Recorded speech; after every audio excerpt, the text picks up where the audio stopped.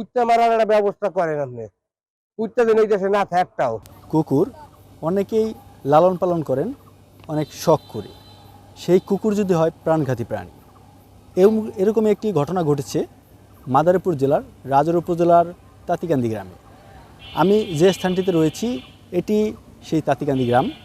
এখানে গতকাল বিকেল থেকে রাত 10টা পর্যন্ত প্রায় 20 জন শিশুকে কামড়েছে একটি পাগলা কুকুর। যে কুকুরে কামড়ে আহত হয়েছে, গুরুতর আহত হয়েছে অনেক শিশু। তাদেরকে প্রথমে রাজৌর হাসপাতাল, সেখান থেকে অনেককেই ফরিদপুর, কাউকে আবার ঢাকায় প্রেরণ করা হয়। সেই ঢাকা থেকে কিন্তু অনেকেই আবার বাড়িতে ফিরে আসেন অনেক রাতে। আসলে যে পরিবারগুলো রয়েছে এরা খুবই অসহায়, দরিদ্র। তাদের সাথে আমরা কথা বলে জানতে পেরেছি, তারা যেমনটি বলেছেন যে এই তাঁতিকান্দি গ্রাম থেকে তারা প্রথমে যে স্বাস্থ্য কমপ্লেক্সে নেন, সেই স্বাস্থ্য কমপ্লেক্সে নেওয়ার পরে কিন্তু ভ্যাকসিনগুলো তাদেরকে কিনেই দিতে হয়। তারা কিন্তু ক্রয় করে ভ্যাকসিন দেওয়ার পরে সেখানে তারা ভ্যাকসিনগুলো তাদের সন্তানদের দিতে পারেন। যাদের অবস্থা একটু গুরুতর ছিল তাদেরকে কিন্তু ঢাকায় প্রেরণ করা হয়েছিল। ঢাকা থেকে কিন্তু অনেককেই দেখা গেছে যে সেলাই করা অবস্থায়। আমরা একজনের বাড়িতে গিয়েছিলাম, এক শিশুকে কিন্তু এরকমভাবে জখম করা হয়েছে। তার মুখে কিন্তু রয়েছে 60টি সেলাই। সেই সেলাইয়ের ক্ষত নিয়ে কিন্তু সে কাতরাচ্ছেন বিছানায়। এছাড়াও যে আরও কয়েকজন শিশু রয়েছে, আমরা তাদের বাড়িতে গিয়েছি, তাদের সাথে কথা বলেছি। তারা যেমনটি জানিয়েছেন, এলাকায় সব কুকুরি দিলে ভয় থেকে বাড়ি বেরোচ্ছে না, পোলাবান ভয় করে। আমাদের নিজেকে তো ঘরের মধ্যে ভয় করে, ঘরের যেই কামড়াইতেছে সব বাড়ি বাড়ি। আমাদের এই যে গতকালকে একটা কুকুর ঢুকছে, আমরা খুব আতঙ্কে আছি। বিষয়টা ছোট ছোট বাচ্চাদের যে পাচ্ছে সেই যে কামড়াচ্ছে, ঠিক আছে, আমরা খুব আতঙ্কে আছি। আপনারা এটা দূরত্ব যত তাড়াতাড়ি পারেন এটা সমাধান করেন আমাদের, নাহলে আমরা তো এটা নিয়ে খুব অস্থির আছি। আমরা কোন সময় কি হয়ে যায় না যায়, আমরা খুব একটা আতঙ্কের ভিতরে আছি। না বলে সারা রাত তালাশ করছে, পাই নাই। পরে আবার অমনি আরেকজন কমাইছে, এই মা কামড়াইছে। কামড়ার পরিস্থিতি খারাপ, হসপিটালে যাই পায় নাই কোন ইঞ্জেকশন। স্পেশাল ভাবে ইঞ্জেকশন প্যাকেটটা কিনে নিয়ে দেওয়া হয়েছে তারে। কুত্তা মারার একটা ব্যবস্থা করেন আপনি। কুত্তা যেন এই দেশে না থাকটাও। আমরা কথা বলেছি এই যে ভুক্তভোগী পরিবারগুলো রয়েছে তাদের সাথে কথা বলেছি। তারা যেমনটি বলেছেন, তারা কিন্তু তাদের অন্যান্য সন্তান যারা রয়েছে তাদেরকে নিয়েও কিন্তু খুব আশঙ্কায় বসবাস করছেন। বর্তমানে কিন্তু বাড়ি থেকেও তারা বের হতে পারছেন না। তাদের সন্তানদের কিন্তু রাস্তায় বা বাড়ির পাশে খেলতে যাবে, সেই অবস্থাতে যে পাঠাবে সেটাও কিন্তু তারা খুব ভয় পাচ্ছেন। কারণ গতকালকে কিন্তু এই শিশুগুলো খেলার মাঠে, কেউ কেউ আবার ঘরের উঠোনে, কেউ ঘরের কোণে, কেউ তার ঘরের মধ্যেই কিন্তু কামড়ের ঘটনা ঘটেছে। তারা কিন্তু আহত হয়েছে তাদের বাড়ি থেকেই। আমরা কথা বলেছি একটি পরিবার, সেই পরিবারে কিন্তু আপন ভাই বোন, তারা 2 ভাই বোন কিন্তু কুকুরের কামড়ে আহত হয়েছে।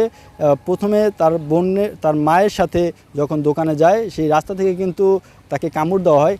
এরপরে তার ভাইকেও কিন্তু একা পেয়ে বাড়ির উঠানোই কিন্তু তাকে কামড়ে জখম করে। সেই কামড়ে কিন্তু সে তার মুখের কিছু অংশ কিন্তু ছিঁড়ে নিয়ে যায়। এরপরে তাকে রাজৌর থেকে ঢাকায় প্রেরণ করা হয়। সেখানে কিন্তু তাকে মুখে 6 থেকে 7টি সেলাই দেওয়া হয়। এখন সে বিছানায় কাতরাচ্ছেন।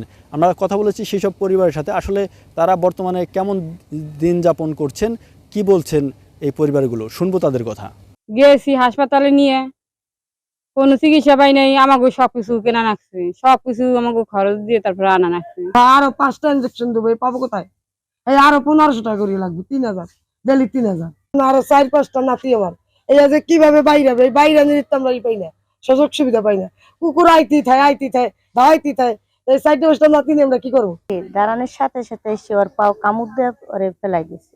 পরে আমার মাঝে ছেলে নাইতেইয়া ওরে ছুড়েছে। আমি তো ঘরে তা বেরোইতে পারবো না। এই কুকুর তো সুস্থ, কুকুর তো দংশন করতে আইছে আমাকে। আসলে এই বিষয়ে কথা বলেছি রাজৌর উপজেলা স্বাস্থ্য কমপ্লেক্সের স্বাস্থ্য ও পরিবার পরিকল্পনা কর্মকর্তা ডাক্তার শামীম আক্তারের সাথে। তিনি মুঠোফোনে যেমনটি জানিয়েছেন, আসলে এই কুকুর বিড়ালের কামড়ের যে ভ্যাকসিনগুলো, এগুলো কিন্তু উপজেলা স্বাস্থ্য কমপ্লেক্সে দেওয়া হয় না বলে তিনি জানিয়েছেন। তিনি যেমনটি বলেছেন যে প্রতিটি জেলা সদরের যে হাসপাতালগুলো রয়েছে, জেলা সদরের যে স্বাস্থ্য কমপ্লেক্সগুলো রয়েছে, সেগুলোতে কিন্তু এই ভ্যাকসিনগুলো দেওয়া হয়।